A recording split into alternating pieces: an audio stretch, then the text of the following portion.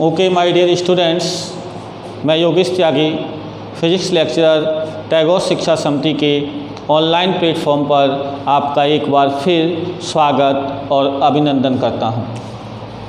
Class 12th RBSE Hindi medium.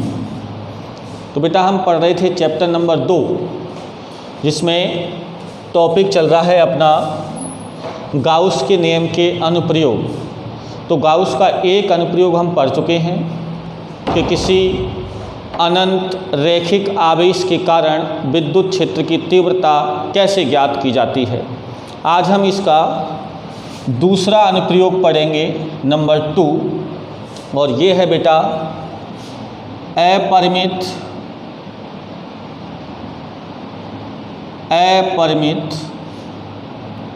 समरूप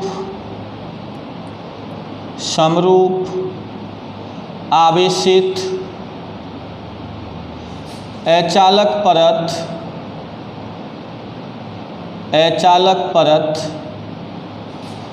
के कारण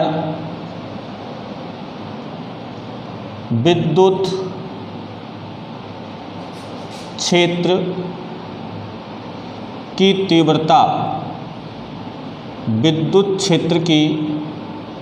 तीव्रता, राइट बेटा। तो देखिए, अपरिमित का मतलब है जिसकी लंबाई चौड़ाई कैसी हो, अनंत। समरूप आवेशित का मतलब है कि उस पर आवेश एक समान रूप से होना चाहिए। अचालक परत का मतलब है परत कैसी होनी चाहिए, कुचालक होनी चाहिए। तो बेटा देखिए, कुचालक और चालक परत में क्या अंतर है। सबसे पहले अगर मान लो अगर ये कोई कुचालक परत है, तो जब कुचालक परत को बेटा आवेश देते हैं तो वह आवेश उसी जगह पर रहता है, यानी वो फैलता नहीं है। यदि हमने इस परत को आवेश यहाँ दिया है तो ये आवेश अपनी उसी जगह पर रहेगा, यानी इस जगह पर दिया है तो यहीं रहेगा। जबकि चालक परत का मतलब क्या है।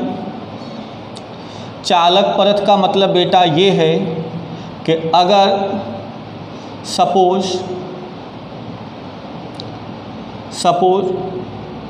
ये कोई परत है, तो जब इसे आवेश देते हैं तो ये आवेश इसके पृष्ठ पर एक समान रूप से फैल जाता है, यानी ये आवेश इस पृष्ठ पर भी एक समान रूप से फैल जाएगा और पीछे वाले पृष्ठ पर भी एक समान रूप से फैल जाएगा। जैसे अगर ये चालक परत है तो आवेश इसके इस पृष्ठ पर और इस पृष्ठ पर एक समान रूप से फैल जाएगा, यानी अंदर जो है आवेश का मान क्या होता है, शून्य होता है।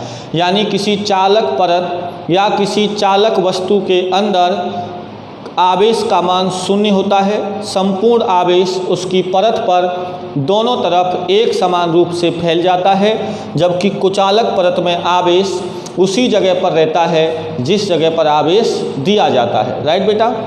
तो ये तो अंतर था किसमें, चालक और कुचालक परत में। अब हम बात कर लेते हैं कि इस परत के कारण सबसे पहले निकालेंगे, जैसा कि आप पहले पढ़ चुके हैं, नंबर ए पॉइंट। सबसे पहले निकालेंगे विद्युत क्षेत्र की दिशा। विद्युत क्षेत्र की दिशा निकालेंगे बेटा। तो विद्युत क्षेत्र की दिशा के लिए क्या करते हैं, सबसे पहले अपन एक आवेशित प्लेट ले लेते हैं।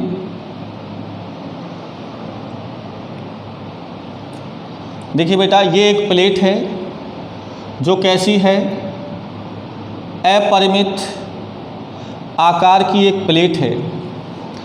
इसको यदि धनावेश दिया जाता है तो वह उसी जगह पर स्थिर होता है, अर्थात इसे एक समान रूप से क्या कर देते हैं, आवेशित कर देते हैं। हमें इस परत के केंद्र से, सपोज ये O है, यहाँ से हमें ये कोई बिंदु P है जहाँ हमें विद्युत क्षेत्र की तीव्रता की दिशा ज्ञात करनी है और उस बिंदु पर मान भी ज्ञात करना है। माना इस बिंदु की दूरी स्मॉल r है। कितनी है बेटा? स्मॉल r है।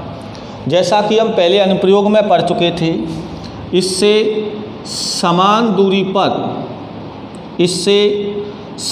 दूरी पर दो अल्पांश ले लेते हैं, ये बिंदु A और ये B। तो यहाँ से देखिए बेटा कि अगर इसकी लंबाई स्मॉल l है और इसकी लंबाई भी कितनी है? स्मॉल l है। ये क्या है बेटा? पृष्ठ है। तो पृष्ठ आवेश घनत्व को किससे लिखते हैं?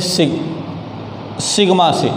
यदि इस कुचालक परत पर आवेश का पृष्ठ आवेश घनत्व सिग्मा है, तो इस बिंदु के कारण इस बिंदु पर विद्युत क्षेत्र की तीव्रता की दिशा ये प्लस है, और यहाँ कौन होगा बेटा? परीक्षण आवेश, जो कि धनावेश होता है, जिसका परिमाण अत्यल्प होता है या इकाई होता है। तो ये आवेश इस आवेश को क्या कर देगा? प्रतिकर्षित कर देगा। तो ये दिशा हो जाएगी DE1 वेक्टर। अल्पांश के कारण विद्युत क्षेत्र की तीव्रता का मान होगा DE1 और इसकी दिशा आपको ये मिल जाएगी। इसी प्रकार इस वाले अल्पांश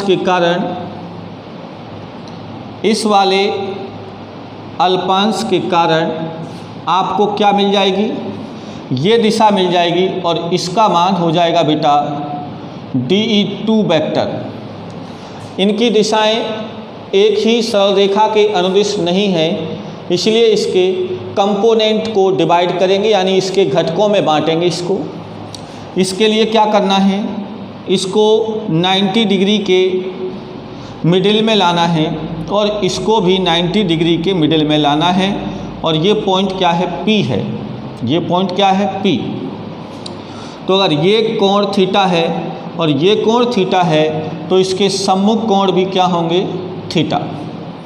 अब इसके घटक बांटते हैं बेटा। तो इसका ये घटक तो क्या हो जाएगा? ये हो जाएगा DE2 cos थीटा। इसका ये घटक हो जाएगा DE2 sin थीटा। इसका ये घटक फिर वापस इस दिशा में क्या हो जाएगा? DE1 cos theta. इधर क्या हो जाएगा बेटा? इधर हो जाएगा DE1 sin थीटा। राइट। इस प्रकार हमने इसके घटकों में बांट लिया। ये दूरी L है, ये दूरी R है, तो इन दोनों के बीच की दूरी क्या हो जाएगी बेटा? √r² plus L²। ये भी क्या हो जाएगी? √r² plus L²। ये है इसके बीच की दूरी, जिसे मैं x मान लेता हूँ बराबर x। राइट बेटा। तो अब हम बात कर लेते हैं कि अल्पांश A के कारण, किसके कारण बेटा? अल्पांश A के कारण बिंदु P पर विद्युत क्षेत्र की तीव्रता क्या आ जाएगी बेटा? DE1 = 1/4πε0 K। Q की जगह बेटा क्या आ जाएगा? DQ, क्योंकि यहाँ आवेश कितना है? DQ upon r²। दोनों के बीच की दूरी का मतलब x²। इसका मान रखेंगे तो ये जाएगा 1/4πε0 DQ, और x² का मान करेंगे तो अंडर रूट यहाँ से हट जाएगा, क्या बचेगा? r² plus L²। समीकरण नंबर 1। राइट बेटा। और इसी प्रकार अल्पांश B के कारण बिंदु P पर विद्युत क्षेत्र की तीव्रता DE2 बराबर कितनी हो जाएगी बेटा? 1/4πε0 DQ अपॉन x², और x² करेंगे तो अंडर रूट हट जाएगा, क्या बचेगा? r² plus L²। समीकरण नंबर 2।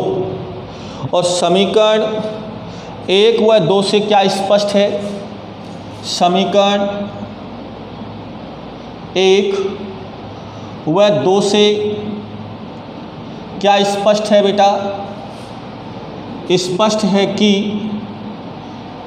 DE1 बराबर DE2, यानी इन दोनों के मान कैसे हैं, बराबर हैं। तो ऐसी स्थिति में देखिए अगर ये और ये दोनों बराबर हैं तो इन दोनों के परिमाण समान हैं और दिशा कैसी है बेटा, विपरीत है, इसलिए ये दोनों एक दूसरे को क्या कर देंगे, निरस्त कर देंगे, राइट। और इन दोनों की दिशा एक ही दिशा में है, इसीलिए परिणामी विद्युत क्षेत्र की दिशा किधर होगी, क्षैतिज दिशा में। यानी अब आपको इस अचालक परत के कारण विद्युत क्षेत्र की दिशा, विद्युत क्षेत्र की दिशा किधर होगी बेटा, दिशा होगी क्षैतिज दिशा में, क्षैतिज दिशा में। यानी परिणामी दिशा किधर मिल गई आपको, क्षैतिज दिशा में। तो अपना पहला काम हुआ क्या, विद्युत क्षेत्र की दिशा। दूसरे नंबर पर आ जाता है विद्युत क्षेत्र की तीव्रता। अब हम ज्ञात करेंगे कि विद्युत क्षेत्र की तीव्रता क्या होगी, राइट बेटा। तो इसके लिए हम जानते हैं कि हमें एक गाउसीय पृष्ठ की क्या करनी पड़ेगी, कल्पना करनी पड़ेगी। तो आइए बेटा इधर देखिए, ये हमारे पास क्या थी, ये हमारे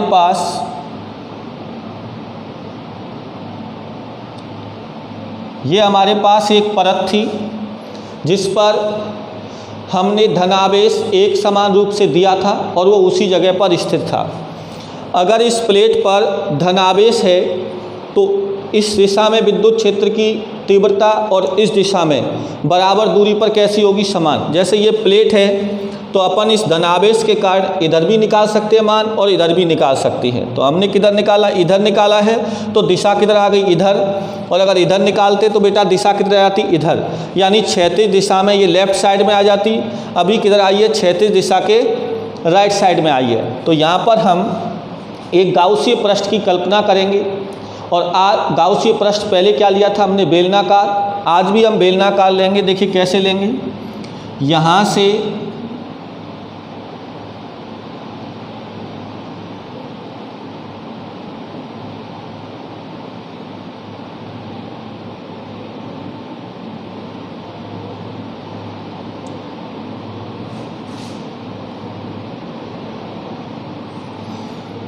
ठीक है बेटा, हमने एक बेलन लिया, ये पृष्ठ है तो एक बेलनाकार पृष्ठ हमने कैसे लिया है, कुछ ऐसे लिया है, राइट बेटा। यानी बेलन का इधर हिस्सा और इधर वाला पार्ट दोनों कैसे हैं, बराबर हैं। लेकिन यहाँ से यहाँ तक की दूरी कितनी होगी बेटा, स्मॉल r, और ये बिंदु यहाँ पर क्या होगा, ये बिंदु P होगा। यानी बेलन के वृत्ताकार पृष्ठ जो है उस पर बिंदु P होगा। और ऐसी स्थिति में देखिए इसके कितने पृष्ठ हो गए, 3। एक तो ये पृष्ठ हो गया, इसको मैंने नाम दे दिया कौन सा बेटा, S1। और एक इस पृष्ठ को नाम दे दिया S2, और मैंने इस पृष्ठ को नाम दे दिया S3। जैसा कि पहले दिया था, 2 वृत्ताकार पृष्ठ हैं और एक बेलन का वक्र पृष्ठ है। विद्युत क्षेत्र की तीव्रता की दिशा बेटा इसके लिए क्या होगी, इधर होगी, और ये होगा E वेक्टर। और इधर इसके लिए क्या होगी बेटा, इसके लिए इस दिशा में होगी, और ये क्या होगा बेटा, E वेक्टर, राइट। ये पृष्ठ मैंने कौन सा दिया है, S1। अब देखिए, और इसके लिए विद्युत क्षेत्र की तीव्रता की दिशा भी किधर होगी, इधर, ये होगी E वेक्टर। अब आ जाइए बेटा क्षेत्रफल के लिए। तो देखो ये बेलन है, अगर ये बेलन है तो इस वाले भाग का क्षेत्रफल सदिश किधर होगा, इसी दिशा में, ये होगा ds वेक्टर, राइट बेटा। और इस दिशा में भी क्या होगा, इस दिशा में इधर होगा, और ये होगा ds वेक्टर। और इस वक्र पृष्ठ के लिए, जैसे कल हमने बेलन कैसे लिया था, ऐसे लिया था, कल हमने कैसे लिया था, ऐसे लिया था। तो वक्र पृष्ठ कैसे था बेटा, ऐसे था। आज बेलन ऐसे है तो वक्र पृष्ठ किधर आ जाएगा, ऊपर की तरफ आ जाएगा। इसके लिए हो जाएगा ds वेक्टर। तो यहाँ पर 3 पृष्ठ हैं बेटा, कौन कौन से हैं, ये रहे इसका कितना है ds वेक्टर, ये कितना है ds वेक्टर। तो आज हम बात कर लेते हैं सबसे पहले पृष्ठ आवेश घनत्व की। देखिए यदि बेलन के अनुप्रस्थ काट का कुल क्षेत्रफल S है। बेलन का अनुप्रस्थ काट क्षेत्रफल कौन सा होता है, ये वाला भाग, वृत्ताकार वाला भाग होता है बेटा, S है। तो पृष्ठ आवेश घनत्व किससे लिखेंगे, सिग्मा से। सिग्मा बराबर क्या होता है बेटा, आवेश Q बटे क्षेत्रफल S, और आवेश Q की जगह क्या लिख सकते हैं, सिग्मा Q, यानी इस अनुप्रस्थ काट क्षेत्रफल में उपस्थित कुल आवेश। तो यहाँ से सिग्मा Q बराबर कितना आ जाएगा बेटा, सिग्मा Q बराबर आ जाएगा सिग्मा S। ये सिग्मा होता है, इसको समेशन बोलते हैं, हिंदी में इसको भी सिग्मा बोलता है, ये होता है बीजगणितीय योग। सिग्मा Q बराबर सिग्मा S, समीकरण नंबर 1। अब हम बात कर लेते हैं किसकी, गाउस के नियम से। तो आइए बेटा,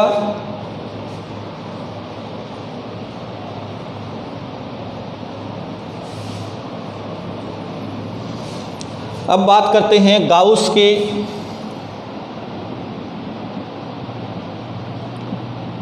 के नियम से।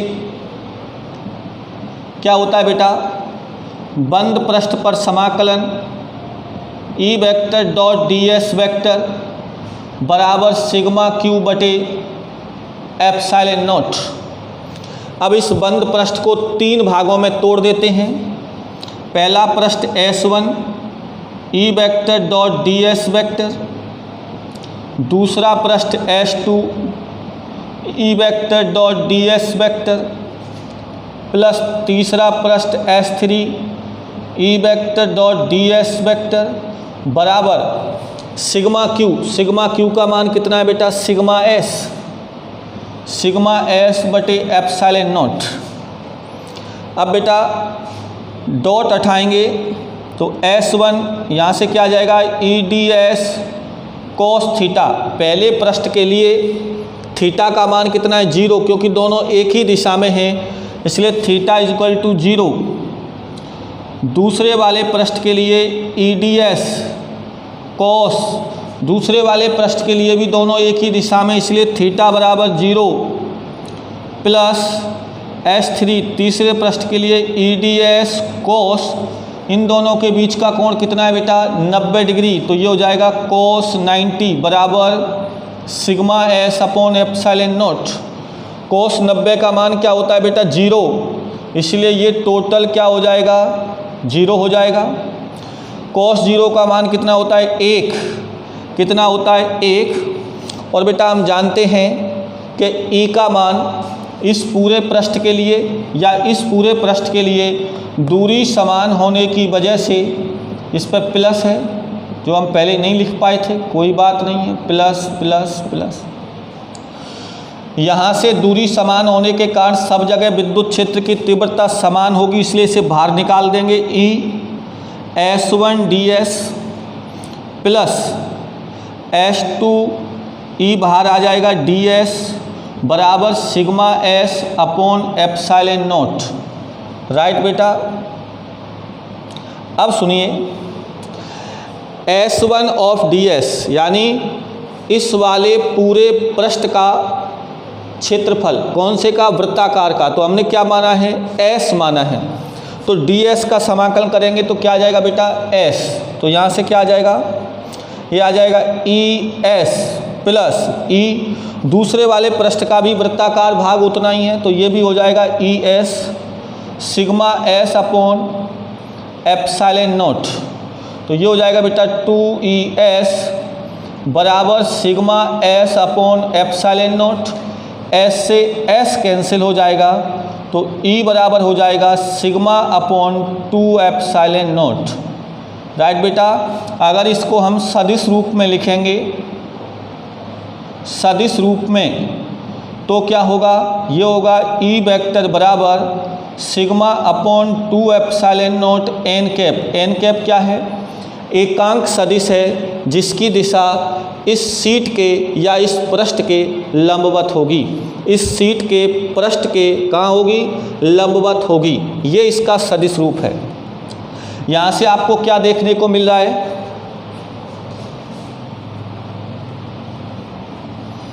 यहाँ से आपको देखने को मिल रहा है कि ई जो है वो समानुपाती किसके है बेटा, सिग्मा के है, राइट। ये तो नियतांक है और यह दूरी पर निर्भर नहीं कर रहा है, अर्थात किसी कुचालक या अचालक परत के कारण विद्युत क्षेत्र की तीव्रता दूरी पर निर्भर नहीं करती है। तो इसे हम कैसे लिख सकते हैं, ई समानुपाती दूरी क्या है, आर, और इसकी घात 0।